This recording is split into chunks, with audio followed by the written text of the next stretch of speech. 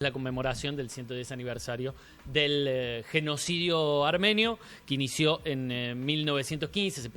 Son estas fechas que en realidad son simbólicas, como es aquí en Argentina el 24 de marzo, pero esto tiene un antes, un durante y un después. Para charlar un ratito de eso están con nosotros Lilian Balián, que es presidenta de la colectividad armenia de Córdoba, y está Benjamín Ayrabedian, que es licenciado en Relaciones Internacionales por la Universidad Católica y miembro también de la colectividad armenia. ¿Cómo andan? Los saludo, queridos paisanos. Muy bien, gracias por recibirnos en la casa. Bueno, Benja. Buen día, muchas gracias por recibirnos. Bueno, que es un número redondo, como fue obviamente el aniversario número 100, pero que además en estos 10 años, que desde el centenario para acá pasaron un montón de cosas que nos hacen pensar a muchos armenios y armenias que el genocidio de alguna manera sigue. ¿Qué significado tiene la conmemoración de hoy? Bueno, como toda conmemoración, cada fecha es importante desde el inicio del genocidio hasta el hoy, porque es un genocidio que no ha sido reconocido, es un genocidio negado y hasta el día de hoy continúa siendo negado por muchos estados y especialmente por los perpetradores, pero especialmente que se suma otro estado que es Azerbaiyán, que ha seguido este genocidio, ya que a nivel internacional se conoce como un genocidio el que se ha realizado en el 2023.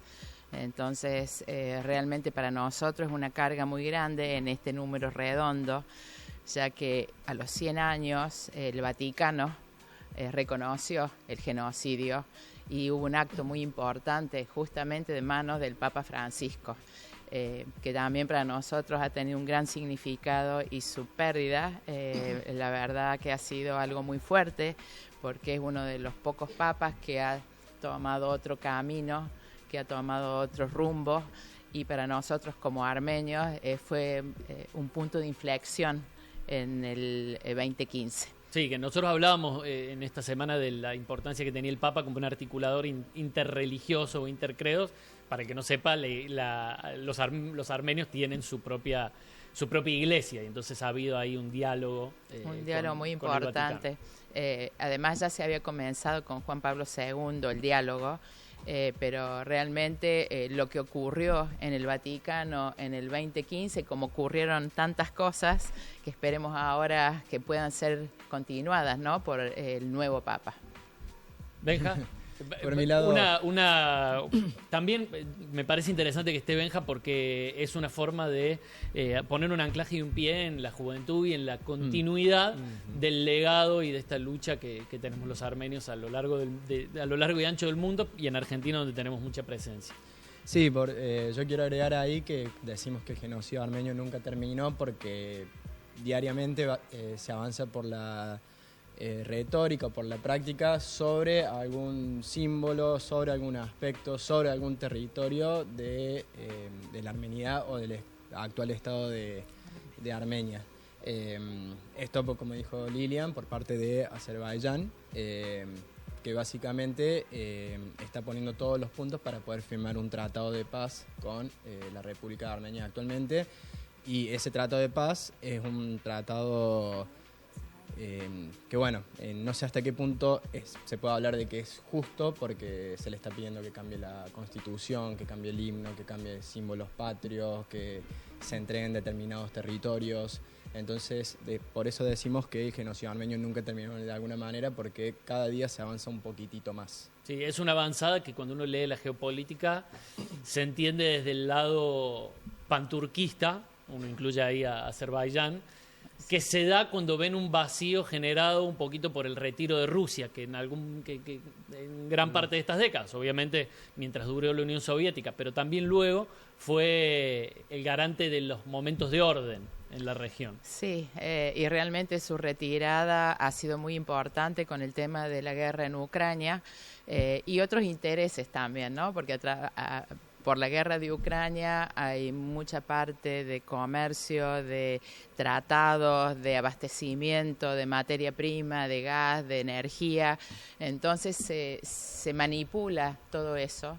Y realmente es un momento muy difícil para todo el sur del Cáucaso, para todo el oriente, con todos los momentos que se están atravesando y con muchos intereses. Realmente el ser humano en este momento no es tenido en cuenta todos los intereses geopolíticos, entonces eso es lo que más a nosotros nos pone en alerta, ver cómo están presionando al Estado de Armenia inclusive para que tome una decisión en momentos como estos, ¿no? Donde uno trata, y calculo que el gobierno de Armenia lo que está pidiendo es paz, porque sabe de la debilidad, porque Armenia nunca atacó, siempre fue atacada, siempre ha sido por sorpresa, inclusive los 140.000 habitantes de Artsakh que fueron desplazados fue algo repentino, fue de golpe, o sea, no estaban en guerra, estaban en un momento en donde el corredor de Lachin estaba totalmente bloqueado y no llegaba alimentos, no llegaban medicamentos, que era la única unión que tenían con Armenia. Sí, Artsakh, le contamos al público cordobés, Artsakh es el territorio que cuando uno lee las notas geopolíticas o los análisis geopolíticos se menciona como Nagorno-Karabaj, que es un territorio que está rodeado por Azerbaiyán y que tiene un pequeño corredor, un pequeño hilo de unión con el territorio armenio, que es el corredor de Lachin, que cuando fue bloqueado, obviamente eso generó desabastecimiento, meses y meses sin los servicios básicos, gente con hambre, y que desde allí, de ese territorio, tuvieron que emigrar forzosamente, así como nuestros antepasados hace 100 años por el desierto de Deir Zor. Por ese corredor de Lachin, los habitantes armenios de Artsakh, o lo que se conoce como Nagorno-Karabaj. Uno no puede menos que preguntarse por qué aún hay estados que son muy solícitos, muy rápidos para condenar o para inmiscuirse en conflictos de otra índole, pero ¿por qué no se manifiestan públicamente y taxativamente sobre lo ocurrido en Armenia? ¿Es solo una cuestión de intereses geopolíticos o en realidad esa narrativa tiene otras cosas? Qué buena pregunta, la verdad. Me parece que por supuesto tiene sus tintes geopolíticos, pero también tienen que ver con otros intereses de cómo se van tejiendo las alianzas y las cooperaciones entre los estados, ¿no? Por ejemplo, Argentina históricamente ha apoyado a las decisiones de Armenia por la gran diáspora que tiene, que ese es otro gran factor también a la hora de una política exterior, si se quiere decir, o de tomar decisiones. Pero hay otros estados que o no tienen esta diáspora o por el conjunto de alianzas de estados más poderosos como Turquía, Rusia, Azerbaiyán o incluso Irán van tomando otras decisiones. Y también me parece que hay un factor tecnológico, agrego, muy importante, que cuando ocurre el genocidio armenio no está la tecnología de hoy en día, ¿no? Entonces me parece que las formas de comunicación, la forma en que llegaba la información fue muy fragmentada en ese entonces hasta que pudimos hacer un rompecabezas de qué es lo que había pasado, ¿no? Pero también hay que agregar que cuando ocurrió lo de Artsakh, la tecnología estaba. Cuando se atacó en el 2020 a Armenia, no hablo del desplazamiento, hablo antes, con drones, con bombas químicas que estaban prohibidas, como bombas de fósforo, y todo ese ataque con armamentos muy importantes, Armenia no lo tenía para defenderse, y realmente fueron a morir allí más de 5.000 jóvenes de 20 años en ese momento. Era una generación reciente que no estaba preparada para enfrentar una guerra, entonces eso también es una masacre. Realmente los chicos no eran chicos ni mercenarios como tenía en ese momento Artsakh preparado, Azerbaiyán preparado, que estuvieron trabajando durante años apoyados por Turquía. Entonces hay un desequilibrio de fuerzas que realmente se presenta en este siglo, que ya tenemos tecnología, que hay comunicación, pero no se difunde. Hay muchos intereses detrás de esto. Pregunto, sin querer trivializar la charla, pero me quedé pensando en la diáspora y pienso en la colectividad enorme que hay en la ciudad de Córdoba. Son muchos, imagino que eso también opera, aunque por supuesto no es la solución necesaria, pero digo, como contención también es una forma de poder mantener vivo el recuerdo y la memoria, ¿no? Por supuesto, sí. Las colectividades de las diásporas hacen institución, en este caso la comunidad armenia, tenemos la iglesia, tenemos un colegio, forman parte de 2 clubes. Todo también. Allá en Barrio Pueyrredón, Alto General Paz. Exacto, al este, digamos, de la ciudad. Bueno, fue como un manotazo, una estrategia por parte de nuestros antepasados de haber sentido o haber vivido el aniquilamiento total de la cultura, y fue una forma de poder mantener lo que les querían arrebatar, ¿no? El idioma, la cultura, la gastronomía, las danzas, la practicar de deporte. Entonces, cuando los armenios se han asentado en distintos lugares del mundo, como acá en Córdoba, Rosario, Buenos Aires, en Argentina, han hecho sus instituciones y vemos que se replican lo que se conoce como las pequeñas Armenias, ¿no? Que son barrios, incluso pueden llegar a ser prácticamente una ciudad, como el caso de Glendale en Estados Unidos, de todos negocios, instituciones, organizaciones armenias, digamos. Y incluso por ahí entras en otros lados, incluso por acá en Córdoba en algunos espacios hay palabras en armenio, digamos, hay cosas que están ya en armenio. Sí, los nombres de las calles en ese barrio que decían recién, ¿no? Sí. Exacto, Sí. exacto. Que se mantiene el armenio occidental principalmente, que es el dialecto que hablaban nuestros antepasados. Sí, que a muchos que van sabiendo el armenio que se aprende acá se les complica allá porque es un armenio, el de allá, que ha sufrido un siglo de modificaciones, incluida la etapa soviética. Con lo cual, Claro. es el que se habla acá es casi un armenio medio antiguo para ellos. Y no es antiguo, sino que allá, o sea, se habla de que es una lengua en vías de extinción. Porque básicamente lo habla la diáspora. Lo cual también es muy simbólico, ¿no? Eso. Sí. Entonces, por eso está este honor o orgullo de mantenerlo, de alguna manera. ¿Cuántos somos, Lilian, en Córdoba? ¿Tienen medido más o menos? Sí, en los ¿Se hablaba de últimos... 50? ¿50.000? No llegamos a 50.000, alrededor de 10.000 a 15.000 armenios hay en Córdoba. En Buenos Aires sí es mucho más poblada, allí tiene una comunidad de alrededor de 150.000 armenios y no está concentrado, digamos, lo que tenemos nuestras instituciones en Barrio Pueyrredón, sino que hay distintos barrios como en Vicente López, en Flores, en la misma Cava, o sea, hay muchas instituciones alrededor, más o menos hay 7 iglesias y escuelas educativas, nosotros tenemos solo una y una iglesia, o sea, el número es más pequeño en Córdoba, pero estamos más concentrados y trabajamos de manera mancomunada. También hay una institución a nivel país que se llama IARA, que son las instituciones armenias de la República Argentina, que para conmemorar, por ejemplo, se ponen de acuerdo entre todas para llevar a cabo una acción conjunta. Aquí en Córdoba tenemos 2 instituciones deportivas culturales también que se aunan a la colectividad para poder realizar todos los actos conmemorativos que estamos realizando. Bueno, nos reúne en general, vos decías recién, Lucho, cómo es la integración de una colectividad de personas que llegan, como llegaron nuestros antepasados a Córdoba. Nos reúne, podemos decir, la comida y la cruz para aquellos que son creyentes y se van generando estas instituciones. Un amigo en común que tenemos dice que lo que no puede faltar en la mesa cuando invitan a armenio es comida. Y qué rica es la comida armenia, por Dios. Sí, la verdad que sí, es muy, muy linda y es una herencia que tenemos que también hombres y mujeres en este momento tratan de preservar y de continuar, pero fuera de la comida que siempre nos caracterizan, hay una juventud muy sana, muy integrada, que es, digamos, el fuerte impulso que nos da a nosotros mayores para continuar trabajando, porque se ha conformado grupos de jóvenes que estaban un poco alejados de la comunidad, que habían desarrollado su vida social en otros medios y que luego de estar tan bien formados, en el caso de Benja y muchos otros que conforman el grupo, realmente están trabajando de una manera diferente, con una apertura diferente.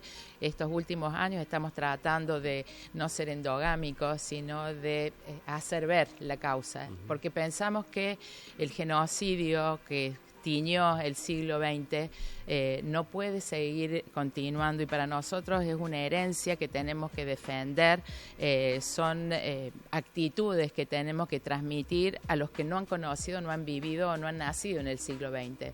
Entonces nosotros como portadores de eso estamos tratando de difundir, de educar, de estar en todos los lugares donde lo requieren para poder contarles y para que no ocurra nunca más este tipo de crímenes de lesa humanidad que aún hoy se están cometiendo y más con la experiencia que tenemos de vida en la Argentina, que tuvimos, digamos, flashes de este tipo de, no interesa el número, siempre digo, interesa el acto, la actitud. y la acción. Entonces nosotros tenemos que prevenir y nuestras herramientas son la educación, la difusión, la transmisión. Por eso también con la ayuda del gobierno de la provincia, que realmente siempre Córdoba nos ha tendido los brazos y siempre ha cobijado al pueblo armenio. Lo vimos en el reciente acto también en Casa de Gobierno, en donde el gobernador se puso a total disposición porque es una deuda de la humanidad no haber juzgado y no haber condenado el genocidio armenio. Por eso se repitieron los otros genocidios. Vos sabés que les pido una línea a los dos por mi parte, la última, y me agarro de algo que me pasó en el cine y que compartiendo con gente que vio esa misma película también le pasó la película brasileña Todavía estoy aquí, que cuenta la historia de un diputado brasileño desaparecido. Sin spoilear, digamos, pero la historia es conocida. Al final de la película, cuando aparecen las placas que dicen estos hechos nunca fueron juzgados, es imposible no sentir como una conmoción respecto a caer en la cuenta del hecho de lo que pasó aquí en la Argentina con el proceso de memoria, verdad y justicia. Les pido una línea sobre el hecho de que esta lucha de la diáspora armenia de la Argentina se haya desarrollado en este país donde las políticas de memoria, verdad y justicia tienen esta característica tan particular.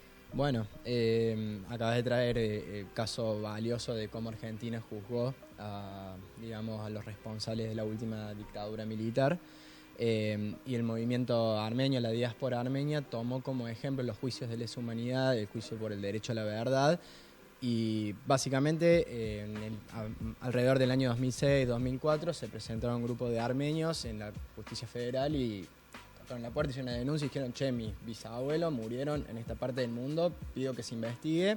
Y basado en esta jurisprudencia, y después un proceso judicial larguísimo, ¿no? Con testimonios, archivos del Vaticano, de distintos estados que tenían elementos probatorios de lo que había ocurrido en ese entonces, se reunió todo eso y el Estado argentino en el año 2011, si no me equivoco, emitió un fallo reconociendo que se había cometido el delito de genocidio entre el año 1915 a 1923, sentando jurisprudencia por primera vez en el mundo de lo que ha ocurrido en ese mundo, ¿no? En esa parte del mundo, ¿no? Con respecto al genocidio armenio.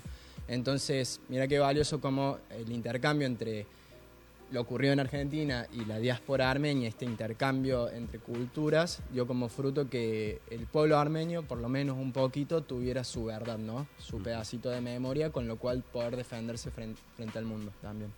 Lilian. Para nosotros es importante sobre todo ser argentinos y ser cordobeses.